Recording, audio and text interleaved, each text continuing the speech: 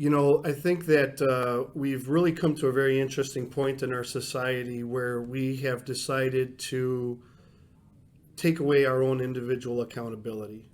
And we've come to a place in society where we've said, and in one of my many travels, I was actually appointed by Governor Quinn to sit on the Illinois Criminal Justice Information Authority Board.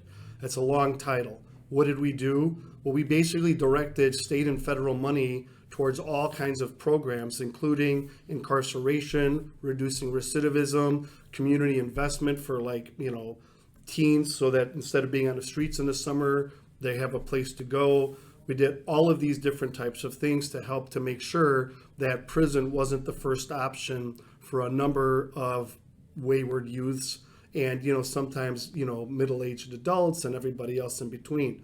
What you find is that criminal behavior tends to manifest itself essentially from the age of about 15 to about 28 in the majority of the male population. And if you look at what's going on with those individuals, frequently they're involved in households that are single parent households, typically raised by the mother. Typically the father is absent.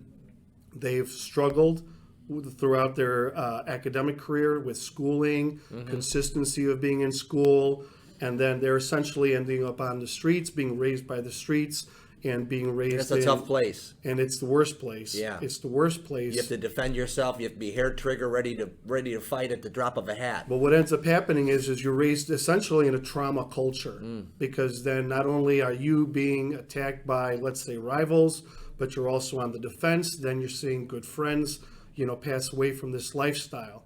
So we looked at all of these different things, Steve, and what I understand as a person who never has had to deal with any of that. My parents, we were raised very middle class and everything else, but I can look at my fellow brothers and sisters and say, you know what, don't be mad at the police officer who arrests you as a consequence of your behavior. There's no relationship between poverty and criminality. You could be a poor person, but still maintain respect for yourself, for other people's properties and other people's lives. And, what we really need to do as a society is to focus on how do we strengthen the family? How do we make sure that these young men who are engaged in these high-risk behaviors because they don't have adult role models,